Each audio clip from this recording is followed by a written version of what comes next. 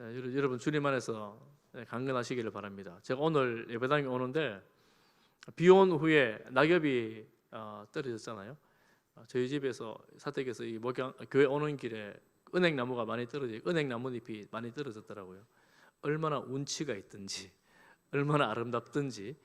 오늘 교회 마당 쓰시는 집사님은 아마 이렇게 비에 젖은 낙엽을 쓰신다고 고생 많이 하신 것 같은데, 여러분 아름다운 늦가을입니다. 내일부터 추워진다는 말도 있는데, 이 추위 오기 전에 여러분 가을을 많이 누리시기를 바랍니다. 다 누리셨습니까? 여러분 가을을 하나님 아름답게 만들어 주셨으니까 누리시기를 바랍니다. 예전에 그 한국 교회에 문만 열어도 성도가 온다라는 때가 있었습니다. 60년대, 70년대, 80년대 초반까지 그런 이야기를 했었습니다. 그런데 지금은 그렇지 않지요. 여러분들은 어떻게 예수님을 믿게 되셨습니까? 여러분들은 어떻게 이 교회 이 자리에 있게 되셨습니까? 교회 오래 다니신 분들, 그리고 오래 다니지 않았지만 이 자리에 오신 분들, 이제 올해를 이제 얼마 남겨두지 않고 얼마 남지 않았는데 우리가 믿는 기독교 신앙에 대해서 좀 돌아보려고 말씀을 함께 나눕니다. 교회 오래 다니신 분들, 특히 저 같은 모태신앙인들은 예배가 아주 익숙합니다. 그래서 예배에 나오지 않으면 약간 불편함도 있죠. 불편함이 있는데 무슨 일이 있어서 몇 주를 잘 나오지 못하면 불편함이 불현듯 사라지고 안 나가도 별일 없구나 이런 생각이 들 때가 있습니다. 실제로 안 나가도 교회 예배 안 나가도 별일 없는 일들이 많이 있죠. 그러면서 이제 예배를 잘 나가지 않게 되는 경우들이 요즘 들어 굉장히 많이 있습니다. 굉장히 많이 있는데 이런 생각을 하죠. 교회에 대해서, 그리고 성경에 대해서, 그리고 기독교에 대해서 나는 잘 알고 있다 이렇게 생각을 하고, 내가 지금 교회에 나가지 않는 이유는 이런 이유 때문이야 라고 나름대로 합당한 이유들을 가지고 있습니다. 물론 언젠가 다시 교회에 나갈 거라고 말들 합니다. 다른 사람들이 아니고 제 친구들 얘기해요. 제 친구들 중에 어린 때 같이 신앙생활 했던 친구들 중에 그런 친구들이 있더라고요. 그래서 오래 다니신 분들이나 또 처음 새롭게 다니신 분들이나 우리가 믿는 기독교 신앙에 대해서 다시 한번 점검한다, 그리고 생각하면서 우리가 믿는 믿음의 대상이 누구신지, 그리고 믿음의 내용이 무엇인지, 믿게 되면 우리가 어떻게 되는지, 또한 어떻게 살아야 되는지에 대해서 짧은 시간이지만 말씀을 함께 좀 나누어 보려고 합니다. 여러분, 우리가 믿는 믿음의 대상이 누구입니까? 삼위일체 하나님을 믿습니다. 성부 하나님, 성자 예수님, 성령님을 믿습니다. 먼저 하나님을 조금 보면, 우리가 하나님을 믿는데 하나님을 어떻게 알 수 있을까요? 믿는 대상을 알고 믿어야 되는데 어떻게 알 수 있을까요? 여러분, 하나님을 어떻게 알고 믿으십니까? 하나님은 천지를 창조하신 창조주, 전능하신 하나님이십니다. 성경에서는 하나님을 소개할 때 여러 가지 방법으로 다양하게 소개하고 말씀합니다. 이 다양한 방식을 다 말씀드릴 수는 없고, 우리가 전에 보았던 요한일서 1장 5절 하반절에 보면 하나님을 이렇게 말씀합니다. 하나님은 빛이시다. 그에게는 어둠이 조금도 없다. 이렇게 말씀합니다. 하나님은 빛이십니다. 빛. 그런데 하나님은 빛이라는 이 말씀이 우리들에게는 굉장히 이해하기 좋은 방편인 반면, 하나님 입장에서는 하나님이 빛을 만드셨는데 피조된 빛이 하나님을 전부 설명할 수는 없습니다. 그런데 성경에서는 하나님을 빛이시라고 말씀합니다. 여러분, 빛이 존재한다는 것을 어떻게 알 수 있을까요? 여러분, 빛이 존재한다는 걸 여러분 어떻게 알 수 있어요? 빛이 없으면 어두우니까 어둠이 있다는 것을 우리는 빛을 통해서 알 수 있습니다. 빛이 있구나. 어둠을 통해서 알 수 있죠. 그래서 하나님은 빛이시라 하니까 어둠을 통해서 하나님을 알 수 있겠구나, 이런 생각을 할 수 있죠. 예를 들면 이런 걸 알 수 있습니다. 여러분, 등이 없는 터널로 들어간다고 생각하면요, 이 터널 끝에 빛이 있습니다. 그래서 지금은 저 끝에 빛을 보고 이 터널을 쭉 지나가면 되겠구나 생각할 수 있습니다. 그렇죠? 그런데 우리가 인생의 터널을 지날 때가 있습니다. 빛이 없는 터널을 지날 때가 있어요. 그렇지만 터널은 어차피 지나가면, 이 공간만 지나가면 끝이 있으니까 이제 가면 된다고 생각하는데, 고개를 들고 보니 끝에 빛이 보이지 않는 거예요. 불안하잖아요. 터널은 저 끝에 빛이 보여야 되는데 불안한 마음이 불현듯 듭니다. 그 불안한 마음이 불현듯 들 때 혹시나 이게 저 끝이 있는 터널이 아니고 끝이 없는 동굴이라면,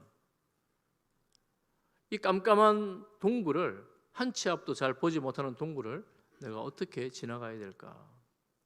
좌절과 절망감이 생기죠. 아마 여러분 지금까지 살아오면서 그런 좌절과 절망을 경험한 적이 있을 겁니다. 만약에 그 끝이 보이지 않는 동굴을 지금까지 계속 지나오셨다면 아마 여러분 이 자리에 없으실지도 모르겠어요. 그런데 어느 순간 한 줄 빛이 비춰오고 내가 갈 길이 어디인지를 보여주고 내가 현재 어디에 있는지를 알게 됩니다.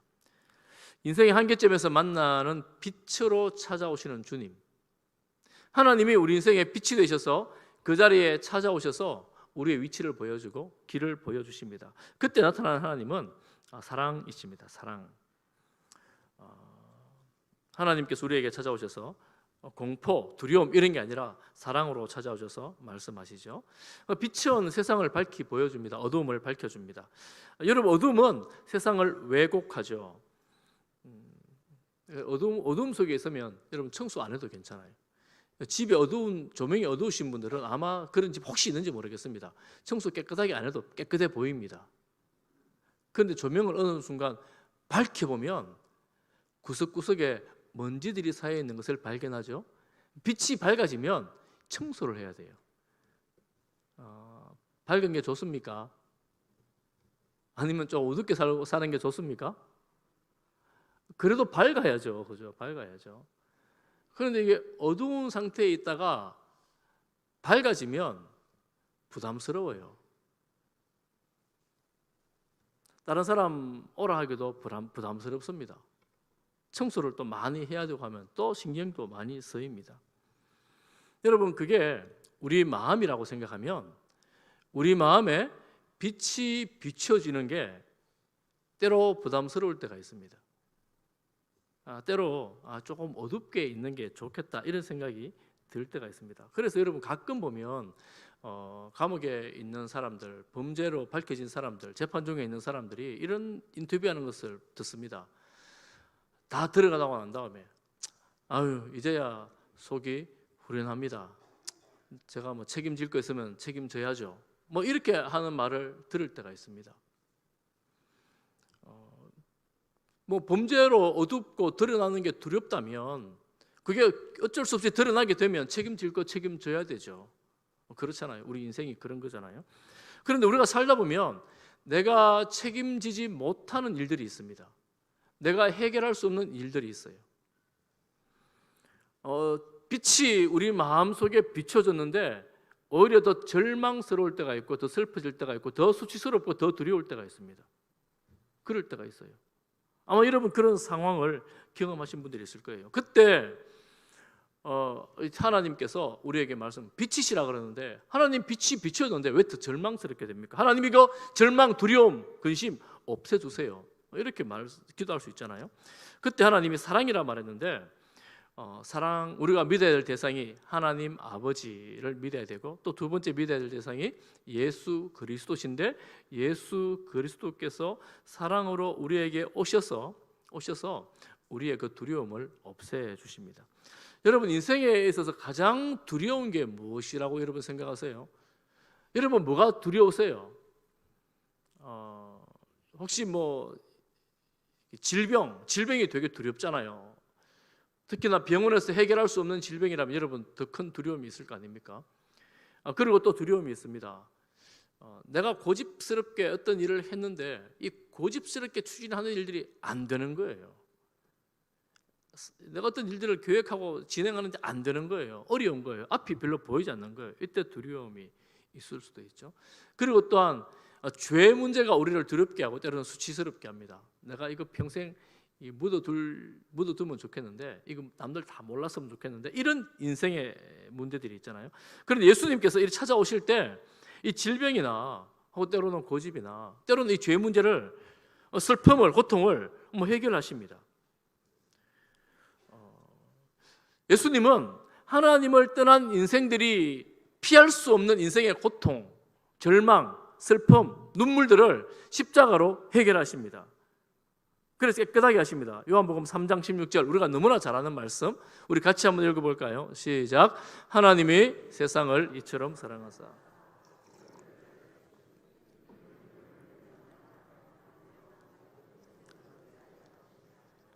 하나님께서 독생자를 이 땅에 주셔서 우리가 멸망하지 않고 영생을 얻도록 우리를 이제 만나 주시는데, 그런데 이 아름다운 말씀, 이 멋진 말씀을 여러분 아마 이 자리에 계신 분들은 대부분 다 한 번은 경험하셨을 거예요. 혹 경험하지 못한 분들이 계시다면 여러분 이 하나님을 꼭 한번 경험할 수 있기를 진심으로 축복합니다.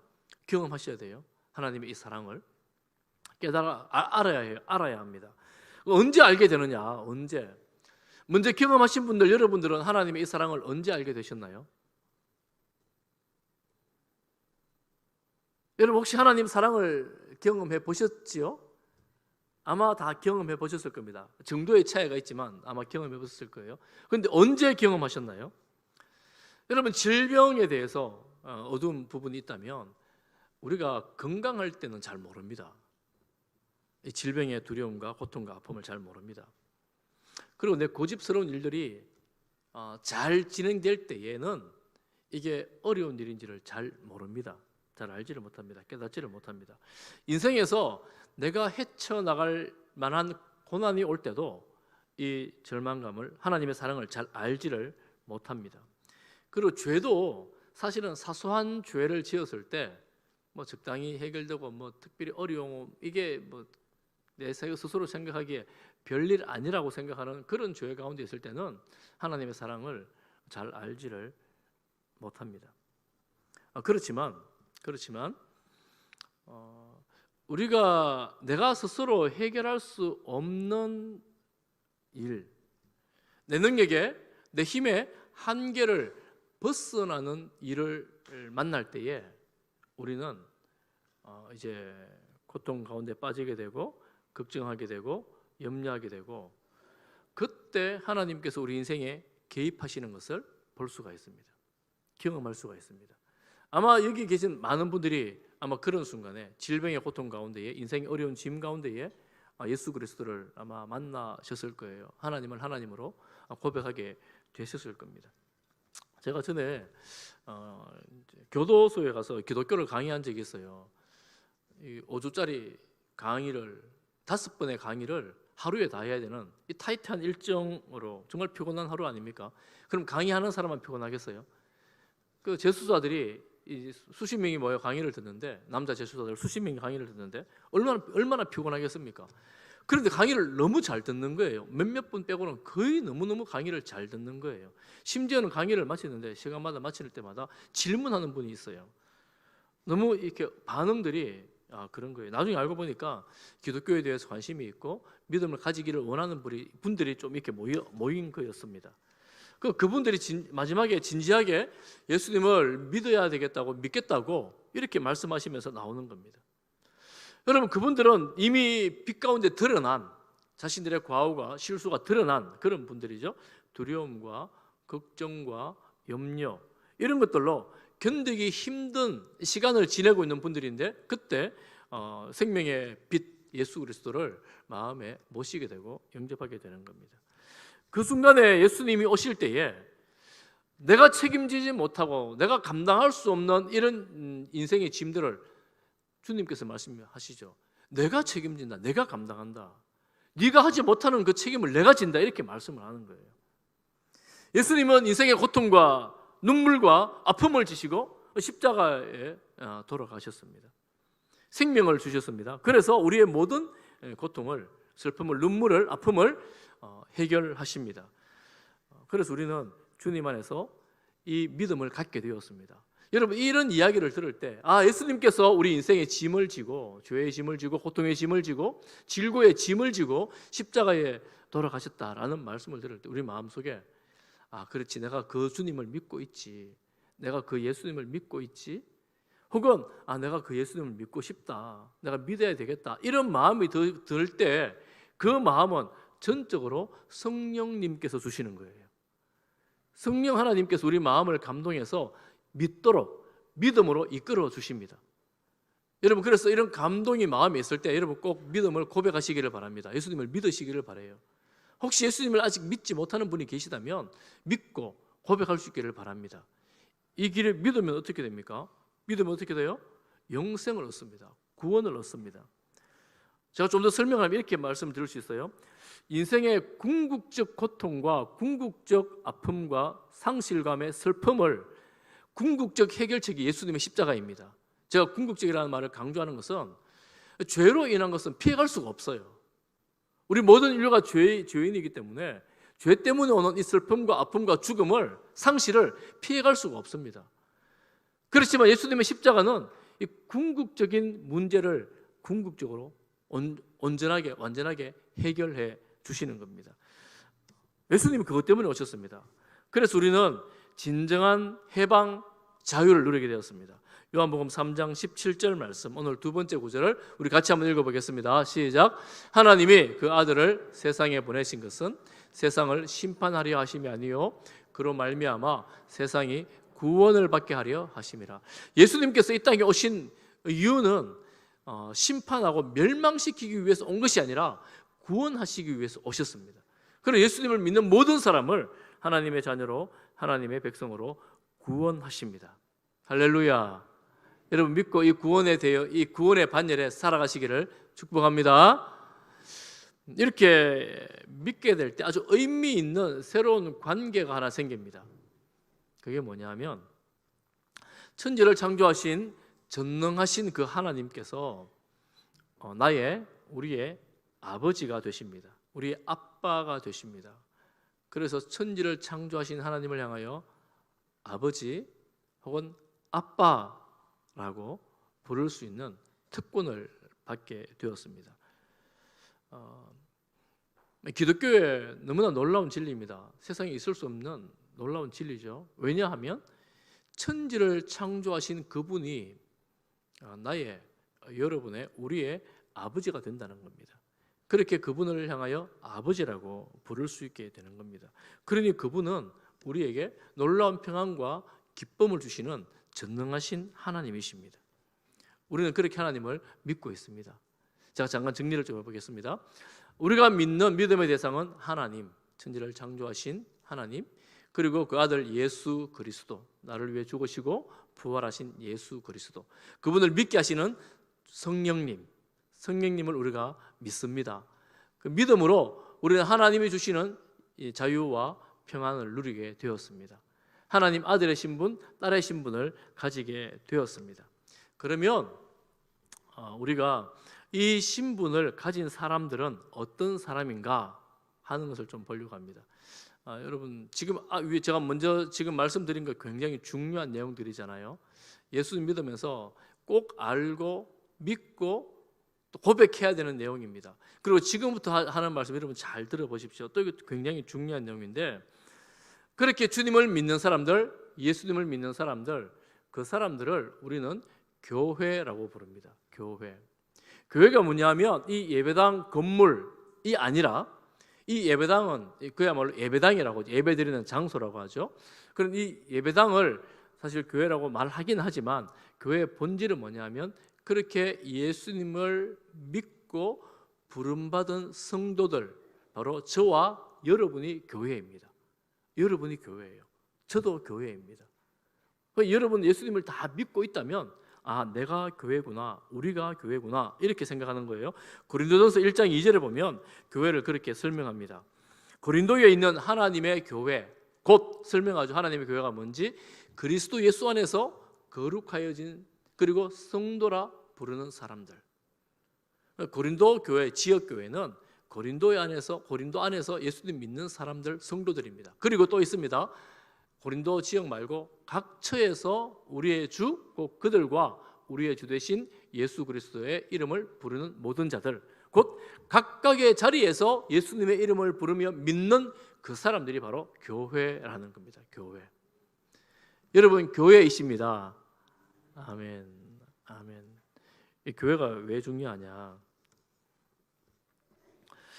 교회의 특징이 있습니다. 교회는 하나님의 자녀, 하나님의 백성, 하나님을 믿는 사람들이잖아요.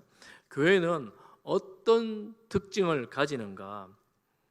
하나님께서 애굽에 노예로 살던 종으로 살던 이 백성들을 불러내서 여러 가지 말씀을 하시는데, 여러 가지 말씀 중에 굉장히 중요한 한 가지 말씀을 합니다. 레위기서 2장 20장 26절을 우리가 함께 읽어보겠습니다. 같이 봅니다. 시작. 너희는 나에게 거룩할지어다. 이는 나 여호와가 거룩하고 내가 또 너희를 나의 소유로 삼으려고 너희를 만민 중에서 구별하였음이니라.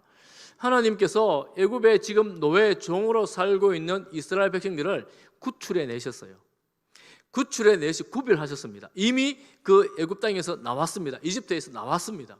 그리고 하나님은 내가 너희를 만민 중에서 구별했다 이렇게 말씀하시는 거예요. 왜냐하면 하나님 백성, 하나님 소유로 삼으려고. 그리고 이 백성들은 이미 하나님의 소유, 하나님의 백성이 되었습니다. 그들에게 하나님 하시는 명령이 뭐냐면 내가 거룩하니 너희도 거룩하라 이렇게 말씀을 하십니다. 그러니 하나님의 백성으로 부름받은 그 백성들이 살아가야 될 삶의 방식이 바로 거룩이라는 겁니다. 거룩. 하나님의 자녀가 되고 하나님의 백성이 된 성도들, 예수님을 구주와 주님으로 믿는 성도들의 삶의 방식이 뭐냐면 바로 거룩입니다. 거룩. 하나님께서 우리를 부르실 때 거룩하라 이렇게 부르시잖아요. 전능하신 하나님이신데 거룩하라 부르셨으니까 우리가 기도할 때 어떻게 기도해야 돼요? 하나님 거룩하게 해 주십시오 이렇게 기도를 해야 될 거 아닙니까? 혹시 여러분 중에 하나님 제가 더 거룩해지기를 원합니다 이렇게 기도하신 분 있으십니까? 손은 들지 마십시오. 제가 생각해 보니까 저도 주님 제가 더 거룩해지기를 원합니다라는 기도를 별로 했던 기억이 별로 없어요. 하나님이 거룩하라고 사실은 거의 첫 번째 명령으로 강력한 명령을 하셨는데 우리가 그러면 그 명령에 순종하기 위해서 주님 거룩하게 살게 해 주십시오라고 기도해야 되는데 그렇게 기도하지 않는 거예요. 왜 그럴까? 왜 그렇게 기도하지 않았을까? 생각을 해보니까 거룩한 기도보다 급한 게 더 많은 거예요. 하나님 이것도 해주셔야 되고 이것도 해주셔야 되고 이것도 해주셔야 되고 하나님 이런 거 하나님 전능하신 하나님이니까 내가 못해서 지금 해달라는 것 아닙니까? 하나님 한마디만 하면 손가락 하나만 까딱하면 전능하신 하나님께서 하실 수 있잖아요. 하나님 해주세요. 하나님 해주세요. 이렇게 이제 거룩하라는 기도보다 전능하신 하나님 앞에 전능성을 보여주시면 저도 믿음이 좋아지고 안 믿는 우리 형제들도 믿음이 좋아지고 믿음 없는 자녀들도 믿음이 더 좋아질 것 아닙니까? 하나님 전능한 하나님 보여주십시오. 이런 기도가 우리에게 더 많았던 거지요. 지금도 그렇게 기도하시는 분들 많잖아요. 이 기도가 잘못된 건 아니에요. 여러분 그렇게 기도해야 됩니다. 그렇게 기도해야 되고 그때 하나님이 전능하심을 보여주시고 믿음이 자라게 하십니다. 그런데 하나님께서 우리에게 내가 전능하니 너희도 전능하라 이렇게 말씀하지 않으셨어요. 내가 전능하니 너희도 전능한 삶을 살라 이렇게 말씀하지 않으셨습니다. 알라딘의 마술 램프에 나오는 지니 혹은 우리가 슈퍼맨 이런 능력만 가지고 있으면 얼마나 좋겠어요. 그러면 세상에 나가서 이런 기적 저런 기적을 통해서 수많은 사람들이 하나님 믿도록 할 수 있을 것 같은데 하나님께서 우리에게 요구하시는 것은 전능하라가 아니라 거룩하라라는 말씀입니다. 성도들은 거룩해야 합니다. 그래서 율법 가운데 구약에 보면 안식일을 거룩하게 지키기 위해서는 그날에 말씀을 벗어나면 돌에 맞아 죽기도 했습니다. 그리고 음식도 구별되게 먹어야 했어요. 옷도 구별된 옷을 입어야 했습니다. 그래서 여러분 유대인들은 구별된 옷을 입곤 하지 않습니까? 그리고 부정한 것, 짐승이라도 사체나 사람이라도 시신을 만지면 부정해지니까 그런 것을 정결하게 하는 절차가 아주 까다로웠습니다. 그렇게 자신이 거룩함을 유지해야 했습니다. 그런데 예수님이 오시니까 방법이 달라졌어요. 예수님은 그렇게 매이지 않는 분이셨습니다. 이 율법을 만드신 주님께서 어떻게 하시느냐 하면 그들이 가장 부정하다고 여겼던 나병 환자들, 그들 가까이에 만나시고 그들을 접촉하시면서 치료를 해주시는 거예요. 그리고 가장 부정하다고 여겼던 시신, 관에 손을 대시니까 그 관에 있는 시신이 일어나는 겁니다. 생명을 살리는 겁니다. 예수님의 거룩하게 하는 방식은 무엇이냐면 예수님을 만남으로 그들이 치유를 입고 그들이 생명을 얻는 겁니다. 여러분 아시죠? 손을 댔는데 예수님 옷자락에 손을 댔더니만 병이 나아버렸어요. 그 자리에서. 예수님이 거룩하게 하는, 세상을 거룩하는 방식은 바로 그것입니다. 예수님을 만나는 거예요. 만남으로 그 인생에 변화가 일어나는 겁니다. 그 인생이 새롭게 되는 겁니다. 그 인생에 치유가 일어나고 생명이 생겨나는 것입니다. 그러면 우리가 이 땅에 살면서, 오늘 우리가 이 땅에 살면서 이 거룩을 어떻게 이루어 나가야 될까? 답은 확실합니다. 예수님을 만나는 거예요. 예수님을 만나는 겁니다. 우리가 옛날에 이렇게 생각한 적이 있습니다. 우리 교회 오래 다닌 분들, 저같이 모태신앙인들, 교회에 주중에 자주 가고, 그리고 봉사 열심히 하면 신앙이 좋은 사람이다, 이런 생각을 했습니다. 여러분 일면 맞는 말이죠. 주일 낮 예배 한 번 나오는 사람보다 수요 예배 나오고 금요 기도 나오고 토요 전도 나오고 이러면 신앙이 훨씬 더 좋은 사람 아닙니까? 그리고 새벽 기도까지 나오면 신앙이 얼마나 좋은 사람입니까? 일면 맞는 말이라고 할 수가 있습니다. 그렇지만 우리가 한 가지 생각해야 될 게 있습니다. 여러분 얼마 좀 오래됐습니다. 책 제목에 이런 책이 있어요. 내 안에 하나님이 없다. 내가 나름 열심히 예배도 드리고 봉사도 하고 또 성경도 읽고 나름 기도한다고 기도도 했는데 어느 날 문득 생각해 보니까 하나님이 내 안에서 느껴지지 않는 거예요. 물론 여러분 하나님을 내가 느낀다고 하나님을 믿는 것이고 못 느낀다고 안 믿는 것은 아닙니다. 그렇지만 우리가 한 가지 생각해야 될 것이 있습니다. 과연 내가 하나님을 믿고 있다면 내 안에 있는 하나님은 어떤 분이신가? 어떤 분들은 내가 주님을 만났다고 하나님을 만났다 하면서 찬양하고 기뻐하고 때로는 눈물 흘리고 때로는 오열합니다. 울음을 참지를 못해요. 하나님 나를 사랑해서 너무 감사하다라고 이런 분들도 있습니다. 그런데 여러분 혹시 그런 경험을 다 한 번씩은 다 하셨겠지요? 하나님을 만나는 경험을 한 번씩은 다 하셨겠지요? 한번 제가 물어볼까요? 여러분 하나님을 생각하면서 혹은 찬양하면서 기도하면서 말씀 보면서 하나님 너무 좋고 또 하나님의 은혜가 내 마음에 기억이 되고 또 하나님의 말씀이 나에게 하시는 말씀 같고 이런 것 때문에 감격하고 눈물 흘려 본 적이 언제였습니까?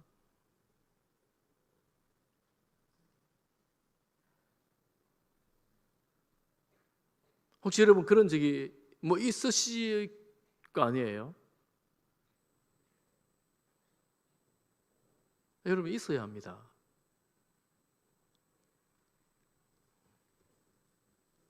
우리가 예수 그리스도를 믿을 때에 우리 안에 성령께서 오십니다. 성령께서 오셔서 내가 영원토록 너희와 함께하겠다 이렇게 말씀하셨고 예수님도 내가 너희와 영원토록 함께하겠다 이렇게 말씀을 하셨습니다. 그러면 하나님이신 분이 우리 안에 와 계십니다. 와 계셔요. 와 계신다면 우리가 살아가면서 기도할 때든지 말씀을 볼 때든지 찬양할 때든지 예배 드릴 때든지 우리가 그 하나님을 믿고 찬양하고 예배 드리는 것이 않습니까? 그러면 하나님께서 우리 가운데에 뭐라고 말씀하실 거 아니에요. 말씀 안 하시면 조금이라도 감동이라도 주실 거 아닙니까? 여러분 그렇지 않습니까? 우리가 그 하나님 살아있다고 믿는데, 지금도 역사하신다고 믿는데, 우리 인생에 개입하신다고 믿는데, 그러면 그 하나님께서 우리 가운데에 뭐라도 하실 거 아닙니까? 뭐라고 한다면 우리가 영적인 존재인데 그 뭐라도 하시는 그 하나님을 느끼지 않겠어요?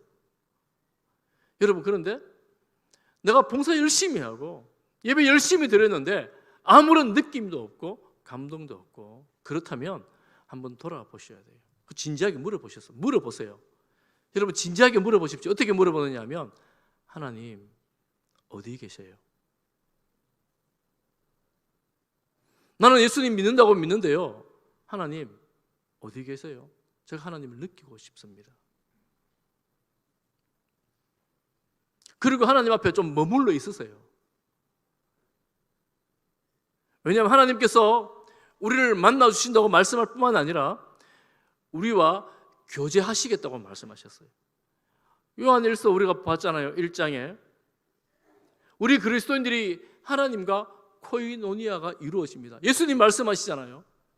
내가 너 안에 있겠다고 말씀하시잖아요. 그러니 우리가 그 하나님과 어떤 식의 교제가 이루어지는 것이 정상적인 그리스도인의 삶입니다. 말씀을 보면서 마음에 회개가 일어나고, 또 말씀을 묵상하며 찬양하면서 기쁨이 샘솟고, 또 하나님의 그 말씀의 도전 앞에서 무릎을 꿇고 주님 내가 그렇게 살겠습니다라고 결단하는 그런 인격적 결단들이, 반응들이 주님 앞에 나오는 거죠. 나와야 하지요. 이게 정상적인 그리스도인의 삶이 아니겠습니까?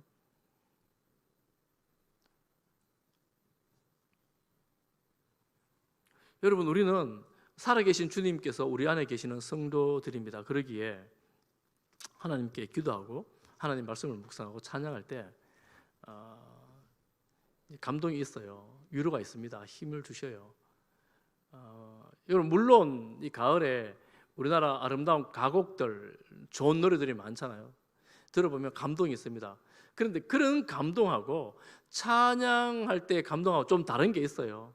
여러분 그래서 곡조가 주는 감동도 물론 중요하지만, 찬양할 때 여러분 가사에 마음을 싣고 가사에 집중해서 찬양을 할 때 하나님 주시는 감동이 있습니다. 그런 감동 가운데에, 또 기도 가운데에 하나님께서 너 괜찮아, 내가 너와 함께하고 있어, 이런 느낌을 주실 때가 있습니다. 내가 너와 함께한다라는 것을 우리 마음속에 감동하실 때가 있습니다. 그리고 그런 감동이 있어요. 잘못한 사실을 깨닫게 할 때가 있습니다. 너 그래도 내가 너 사랑하니까 그 사람들 품어야 돼, 이런 마음의 감동이 있습니다. 그 하나님의 감동은 우리를 하나님 말씀 앞으로 이끌어내고 하나님 말씀으로 살아가게 하고 하나님 말씀을 순종하게 하는 힘이 있습니다. 내가 내 의지 가지고 도저히 할 수 없는 그런 일들을 하나님의 그 감동으로 하나님 뜻 안에 살아가게 하십니다. 이런 일들은 내가 온전하거나 완전하거나 내가 완전 거룩해서 하는 일이 아니라 하나님께서 우리 인생에 그렇게 개입하심으로 우리가 주님 앞으로 더 가까이 나가면서 경험하는 일들이죠. 늘 있는 건 그런 경험은 아니지만 어떤 때는 여러분 기도가 힘들잖아요. 기도가 쉽습니까? 기도 힘들어요. 저도 힘들 때가 힘들어요. 힘든데 어떤 때는 한 시간이 훌쩍 지나갈 때가 있습니다. 길을 쓰고 한 시간 하려도 힘든데 어떨 때는 훌쩍 지나갈 때가 있어요. 그런 예배가 좋아지고 찬양이 좋아지고 말씀 묵상이 좋아지고 기대가 되고 사모가 되어지고 그렇게 사는 거예요. 그래서 주님 하나님께서 우리 가운데 하시는 말씀, 내 마음에 주시는 말씀, 괜찮아, 힘내라, 내가 너 사랑한다, 이런 그 느낌들과 감동들을 가지고 하나님께 나아갑니다. 그리고 그 사실을 다른 사람들에게 이야기를 하는 거예요. 다른 집사님, 다른 친구들, 성도들과 이야기를 하는 거예요. 하나님과 내밀한 교제가 이렇게 일어난다면 그 내밀한 교제의 결과로 나 혼자만 아니라 함께하는 성도들에게도 이 교제를 나눕니다. 하나님께서 괜찮다고 하실 거야, 걱정하지 말라고, 내가 기도해 줄게라고. 이게 성도의 교제입니다. 그래서 우리 성도들은 여러분, 나와 하나님과 맺은 교제의 결과를 가지고 다른 성도들과 함께 나눕니다. 성도의 교제가 있습니다. 이게 우리가 사도신경에서 늘 고백하는 성도의 교통입니다. 성도의 교통. 성도의 교통은 교회의 본질 중에 한 가지입니다. 교통이 없는 성도는 사실은 교회됨에 깊이 들어와 있지 않은 거라고 볼 수가 있습니다. 여러분, 캐톨릭은 교회는 하나님이 아버지면 교회는 어머니다 이렇게 말합니다. 칼빈도 그렇게 말해요. 하나님이 아버지면 교회는 어머니다. 교회가 그만큼 중요하다는 거예요.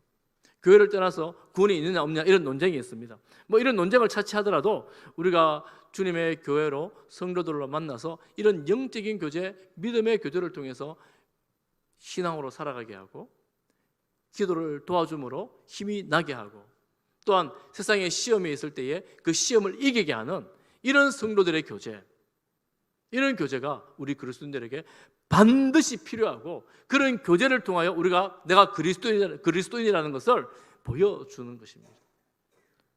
우리가 그래서 신앙생활을 해나가면서 나 혼자 잘하면 되지, 나 혼자 예배 잘 드리면 되지 이런 생각에서 벗어나서 정말 주님 안에서 기뻐하고 함께하는 우리 성도들과 믿음의 교제를 나눔으로 더 거룩함으로 주님 닮아가는 그런 성도로 살아가는 겁니다. 저는 우리 교회가 그런 교회인 줄을 믿습니다. 또 그런 교회로 더 살아가는 것을 믿습니다. 여러분, 사랑하는 우리 성지의 성도님들이 하나님과 깊이 만나기를 간절히 바랍니다. 찬양하면서 기도하면서 말씀 보면서 개인적으로 하나님과 만나고 또 성도들이 함께 하나님을 만나는 거. 여러분, 찬양할 때 크게 찬송하십시오. 크게 찬송할 때 내가 찬양하는 소리를 내 옆에 있는 성도들이 듣고 함께 격려가 돼요. 하나님 사랑한다는 이 찬양의 고백이 나만의 찬양이 아니라 내 옆에 함께하는 성도의 찬양이구나. 여러분, 함께 사도신경 이렇게 하고 주기도문 할 때 함께 고백하십시오. 혹여 소리내서 함께 고백하시는 거예요. 그렇게 고백할 때 내가 믿는 하나님이 나 혼자 홀로 믿는 하나님이 아니라 우리 아버지라고 형제 자매된 우리가 함께 믿는 우리 아버지시구나.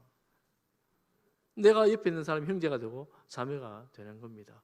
그래서 우리가 함께 예배드리는 이 예배가 정말 소중한 예배이고 또 함께 신앙생활하는 내 옆에 있는 동역자들이 정말 소중한 분들입니다. 그렇게 교회는 세워져 가는 겁니다. 함께 세워져 가는 공동체입니다. 그래서 여러분 옆에 있는 분 정말 귀한 분들이에요. 다시 한번 해볼까요? 여러분 내 옆에 분들 인사하겠습니다. 귀하십니다.